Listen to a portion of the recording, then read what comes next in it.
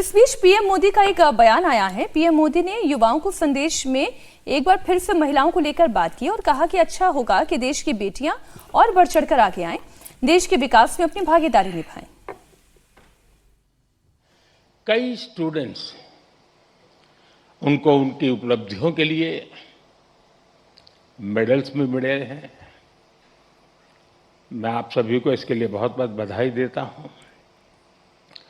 लेकिन एक आध दो बेटियां होती तो जरा ज्यादा अच्छा होता।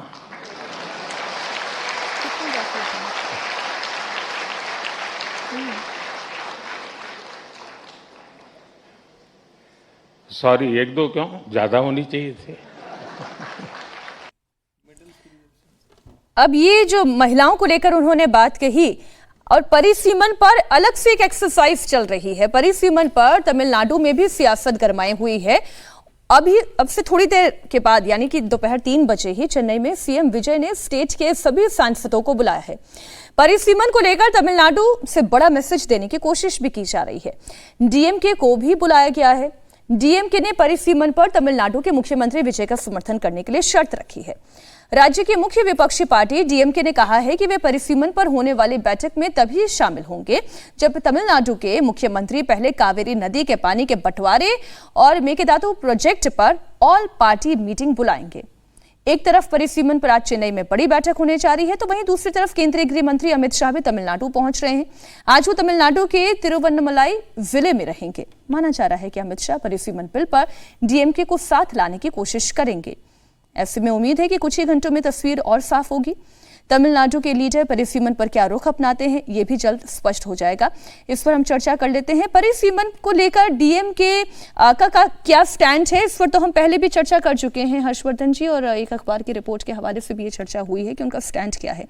लेकिन इस स्टैंड के बहाने वो टीवीके के साथ एक अपनी अलग राजनीति भी कर रहे हैं। परिसीमन को लेकर सरकार क्या वो एक मत बना पाई है, चाहे वो डीएमके हो, टीवीके हो, कांग्रेस पार्टी हो, समाजवादी पार्टी हो? नहीं, देखिए मीनाक्षी जी, एक तो ये कि सरकार कोशिश कर रही है और उसको कोशिश करनी ही चाहिए। वैसे भी ये कोशिश नहीं भी हो तो भी सभी पार्टियों को परिसीमन पर एक मत होना चाहिए। सरकार को कोशिश करनी चाहिए, एकदम दुरुस्त बात है, क्योंकि वो सरकार में है। लेकिन ये कोई सरकार का बिल नहीं है, ये कोई सरकार अपने लिए नहीं कुछ करने जा रही है। इसको अगर ये किसी को भ्रम है कि परिसीमन हो जाएगा, सीटें बढ़ जाएंगी तो ये सरकार, ये पार्टी हमेशा सत्ता में रहेगी, तो पहले की पार्टियां फिर परिसीमन करा लेती हैं, उसको टालती क्यों? या पहले की पार्टियां जिन्होंने परिसीमन कराया, क्या वो सत्ता में रहीं क्या? दूसरा, मैं विजय जी की इस बात से एकदम, जिसको कहते हैं, कतई असहमति दर्ज कराता हूं, जो उन्होंने कहा कि ये पुरुष आरक्षण बिल है। और मुझे लगता है कि इसी तरह का ट्विस्ट करके इसमें विभाजन करने की कोशिश हो रही है। पुरुष आरक्षण बिल कैसे है भाई? क्या उस पर महिलाएं नहीं लड़ सकती हैं? ऐसा कुछ है क्या? नियम कानून लगने वाला है कि जो 543 है उस पर महिलाएं नहीं लड़ सकती हैं? ये ठीक है कि जो सीटें जिनकी थी, चाहे वो जिस पार्टी का पुरुष सांसद रहा हो, उसको ये लगा कि अगर इसमें महिला आरक्षण हुआ तो हमारी सीट जाएगी। तो इसी वजह से तो इतने समय से नहीं हो पा रहा था। इस बार भी जब हुआ तो चूंकि हमारी जनसंख्या बढ़ चुकी है, हम पहले से ज्यादा प्रतिनिधित्व के लिहाज से अनुपातिक प्रतिनिधित्व नहीं दे पा रहे हैं, इस वजह से यहां हम पहुंचे। और ये तो सबके एकमत होने का प्रश्न था। ये तो अच्छी स्थिति थी, जिसको अंग्रेजी में कहते हैं विन विन सिचुएशन है, कि आप महिलाओं को आरक्षण भी दे दें। पुरुषों की जिस सीट है वहां महिलाएं अगर ताकतवर होंगी तो उनको कौन रोक लेगा। लेकिन चूंकि उसमें वही ताकतवर होंगी, जैसे उसमें डिम्पल जी ताकतवर होंगी, उसमें मीसा भारती ताकतवर होंगी, उसमें सुप्रिया सुले ताकतवर होंगी, उसमें कनी मोझी ताकतवर होंगी, उसमें प्रियंका गांधी वाड्रा ताकतवर होंगी। ऐसे ताकतवर लोग, ताकतवर महिलाएं तो 543 क्या, 5 जब होती है तो भी डिम्पल जी हो सकती है। 5 मतलब जब समाजवादी पार्टी जीती। तो मेरा बड़ा स्पष्ट मानना है कि इस पर कोई भी और चर्चा, ये सिर्फ राजनीतिक है। जरूरत है देश की कि अनुपातिक प्रतिनिधित्व के लिहाज से ये हो। और चूंकि कल भी मैंने कहा था, लगातार मैं कह रहा हूं कि जनसंख्या जिस तरह से हो रही है, हो सकता है कि ये आपके अनुपातिक प्रतिनिधित्व के लिहाज से अगले 50 सालों तक यही सीटें पर्याप्त हो जाएं। मतलब ये हो सकता है, ये आगे होगा तो वो तो जनगणना के लिहाज से होगा। और जहां तक रही डीएमके की बात, डीएमके को भी पता है कि जिस तरह से राहुल गांधी ने टीवीके को हाथ पकड़ लिया है, उसमें उनको अपनी राजनीति बचाए रखने के लिए कुछ तो करना पड़ेगा। और 50% सीट एकदम यूनिफॉर्म, इससे बढ़िया फॉर्मूला कोई हो नहीं सकता है। खबर पंजाब से। पंजाब के पूर्व उप मुख्यमंत्री और अकाली दल के मुखिया सुखबीर बादल की प्रधानमंत्री मोदी से मुलाकात हुई है।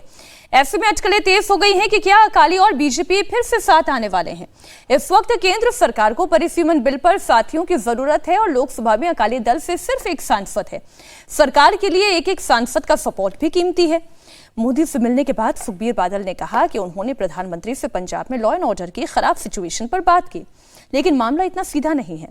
पता यह लग रहा है कि बीजेपी के नेताओं से सुखबीर बादल की पत्नी हरसिमरत कौर की बात हुई और अकाली दल ये चाहता है कि पंजाब के इलेक्शन से पहले बीजेपी और अकाली दल एक बार फिर साथ आ जाएं। अगर ये हुआ तो अकाली दल फिर एनडीए का हिस्सा बनेगा, डिलिमिटेशन बिल पर सरकार को सपोर्ट करेगा। पंजाब में दोनों पार्टियां मिलकर चुनाव लड़ेंगी और पंजाब में अगले साल ही विधानसभा चुनाव होने वाले हैं। आम आदमी पार्टी से टूटकर बीजेपी में आए राज्यसभा सांसद राघव चड्ढा ने भी प्रधानमंत्री से मुलाकात की है। वैसे तो सभी की मुलाकात हुई है, लेकिन राघव चड्ढा की अलग से कुछ लंबी मुलाकात हुई है। आज सुबह ही उन्होंने पोस्ट करके मुलाकात की तस्वीरें भी साझा की। देखो, प्राइम मिनिस्टर साहब सबके साझे हैं, सारे देश के प्राइम मिनिस्टर हैं, कोई भी सीनियर लीडर उनको मिल सकता है। सुखबीर सिंह बादल डिप्टी सीएम रहे हैं और मुझे खुशी है कि पंजाब के कोई अच्छे भले की बात करके आए होंगे। गठजोड़ असी कहने पंजाब वाले 117 सीटों पे हम अकेले लड़ेंगे। हमारी तरफ से कुछ नहीं हो रहा। पंजाब बीजेपी की तरफ से 117 सीटों पे अकेले लड़ेंगे। अगर प्रधानमंत्री अमित शाह जी चाहेंगे तो फिर तो अगर प्रधानमंत्री अमित शाह जी तो हाई कमांड है, जो कहेंगे वो तो होगा ही होगा।